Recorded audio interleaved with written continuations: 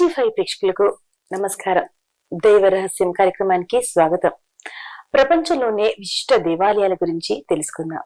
తిరుమల పుణ్యక్షేత్రం ఎంతో మహిమాన్వితం గల దేవాలయం.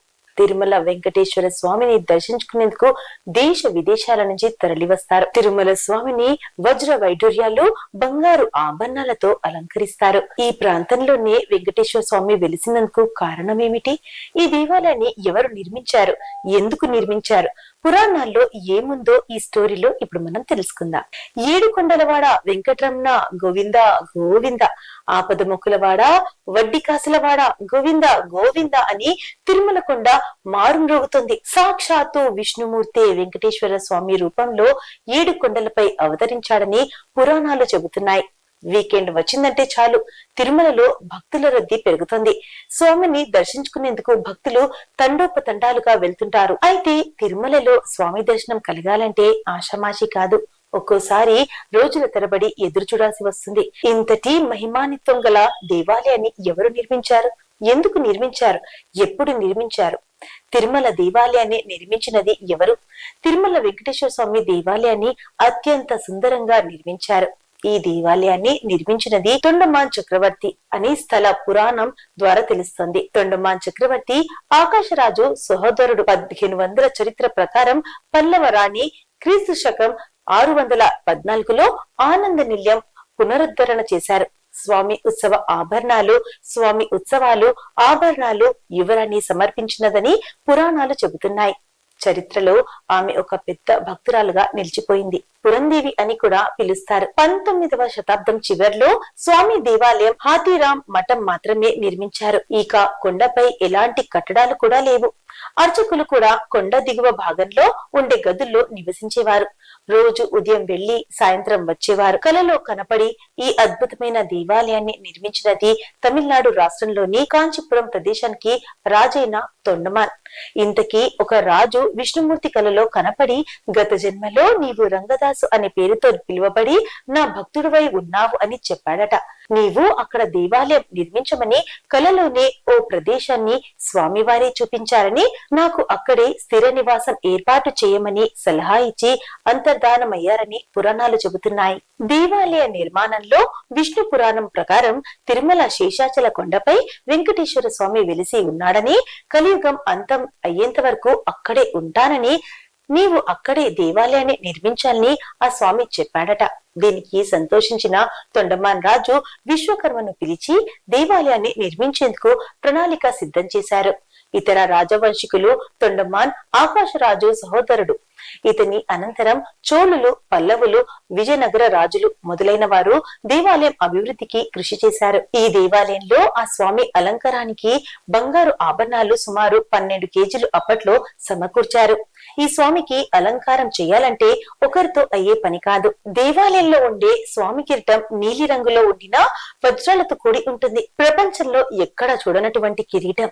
దీని ధర ఎన్నో లక్షల కోట్ల విలువ చేస్తుంది. శ్రీకృష్ణ దేవరాయలు తిరుమలను పరిపాలించిన 21 సంవత్సరాలు స్వర్ణ యుగం అని చెప్పవచ్చు. ఆ సమయంలో శ్రీకృష్ణ దేవరాయలు వేలకట్టలేనంత వజ్ర వైడూర్యాలతో కిరీటాన్ని స్వామివారికి అర్పించరు. స్వర్ణయుగం 12వ శతాబ్దం నుంచి శ్రీ వెంకటేశ్వర స్వామికి స్వర్ణయుగం ప్రారంభమైంది. ఆ సమయంలో అనేక కిరీటాలు స్వామికి సమర్పించారు. మూల విరాట్కి 6 కిరీటాలు, ఉత్సవమూర్తికి 7 కిరీటాలు, 20 ముత్యాల హారాలు, స్వర్ణ పీఠాలు, స్వర్ణ పాదాలు, లెక్కలేనన్ని బంగారు ఆభరణాలు స్వామికి సమర్పించారు. వెంకటేశ్వర స్వామి భూలోకంలో వెలియుటకు కారణమేమిటి? పురాణ కథ ప్రకారం పూర్వం నారదముని భూలోకంలో మానవులకు భగవంతుని మీద నమ్మకం, భక్తి, విశ్వాసాలు లేకుండా, పాప భీతి లేకుండా జీవిస్తున్నారని చెప్పెను. అందుకు శ్రీ మహావిష్ణువు కలియుగంలో వెంకటేశ్వర స్వామిగా వెలుస్తానని చెప్పెను.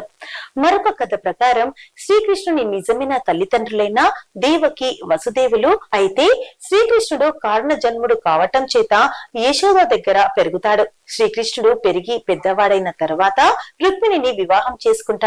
అయితే ఆ వివాహాన్ని యశోద చూసి తరించాలని బాధపడుతుంటే శ్రీకృష్ణుడు కలియుగంలో వెంకటేశ్వరుడై వెలిసి తన వివాహ సంబరంలో యశోద మాతను అంటే వకులాదేవిగా వివాహాన్ని చూసి ఆనందించమని చెప్తాడు. ఇంకొక కథ ప్రకారం వేదవతి శ్రీ మహావిష్ణువును వివాహం చేసుకోవాలని తన తండ్రితో విన్నవించింది. తదనంతరం శ్రీ మహావిష్ణువు కోసం తపస్సు చేసింది.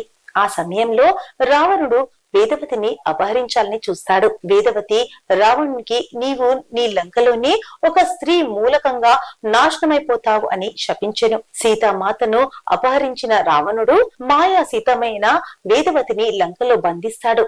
రావణుని సంహరించినంత అనంతరం మాయా సీత అయిన వేదవతి తనను వివాహం చేసుకోవాలని వేడుకుంటుంది. ఏకపత్ని వ్రతాన్ని అనుసరించిన రాముడు కలియుగంలో శ్రీ వెంకటేశ్వర స్వామిగా పుట్టి పద్మావతి అయిన నిన్ను ఆ సందర్భంలో వివాహం చేసుకుంటానని చెప్పాడని పండితులు చెబుతుంటారు. తిరుమల తిరుపతి దేవస్థానం భారతదేశంలో కల్లా అత్యంత ధనిక ఆధ్యాత్మిక ప్రాముఖ్యత గల ప్రదేశమని మనందరికీ తెలుసు. సాధారణంగా మనకు తెలిసిన వాస్తవాల కంటే మనకు తెలియని అంతు చిక్కని రహస్యాలు ఎన్నో తిరుమలలో దాగి ఉన్నాయి. తిరుమల వెంకటేశ్వర స్వామికి తల భాగంలో నిజమైన వెంట్రుకలు ఉన్నాయని, శ్రీవారిని పూజించే వస్తువులన్నీ స్థానికంగా లభించేవి కాదని, శ్రీవారి విగ్రహానికి చెమట పడుతుందనే ఎన్నో ఆసక్తికర విషయాలు తిరుమల వెళ్లే భక్తుల్లో చాలా మందికి తెలియదు. ఇలా తిరుమల గురించి చాలా మంది భక్తులకు పర్యాటకులకు తెలియని మరెన్నో ఆసక్తికర విషయాల గురించి ఇప్పుడు మనం తెలుసుకుందాం. ఎవరికి తెలియని రహస్య గ్రామం తిరుపతి బాలాజీ దేవాలయంలో ఆరాధనాల కోసం ఉపయోగించే పువ్వులు, పాలు, వెన్న, పవిత్రమైన మూలికల ఆకులు తదితర ఎన్నో పదార్థాలను తిరుపతికి 22 కిలోమీటర్ల దూరంలో ఉన్న ఓ రహస్య గ్రామం నుంచి తీసుకువస్తారు. ఇక్కడ ఉండే గ్రామస్తులకు తప్ప ఈ చిన్న గ్రామం గురించి మరెవరికి తెలియకపోవడం విశేషం. ఇక్కడి ప్రజలు ఎంతో నియమ నిష్ఠాలతో ఉంటారు. గర్భగుడిలో పూజలకు ప్రకృతి నుంచి అవసరమయ్యే ప్రతి సామాగ్రిని ఇక్కడి నుంచే తీసుకెళ్తారు. శ్రీవారి విగ్రహం గర్భగుడి మధ్యలో ఉండదు. తిరుమల గర్భగుడిలో శ్రీవారి విగ్రహం భక్తులకు గర్భగుడి మధ్యలో ఉన్నట్టు కనిపిస్తుంది. అయితే నిజానికి శ్రీవారి విగ్రహం గర్భగుడి మధ్యలో ఉండదు. గర్భగుడికి కుడి వైపు మూలలో శ్రీవారి విగ్రహం ఉంటుంది. సరిగ్గా గమనిస్తే ఇది మీకు స్పష్టంగా తెలుస్తుంది. శ్రీవారికి నిజమైన జుట్టు. వెంకటేశ్వర స్వామి వారి విగ్రహానికి పట్టులాంటి మృదువైన చిక్కులు లేని నిజమైన జుట్టు ఉంటుంది. దీని వెనుక ఒక ఆసక్తికరమైన కథ కూడా ఉంది. వెంకటేశ్వరుడు భూమిపై ఉన్న సమయంలో ఊహించని ప్రమాదంలో తన జుట్టులో కొంత భాగాన్ని కోల్పోతాడు.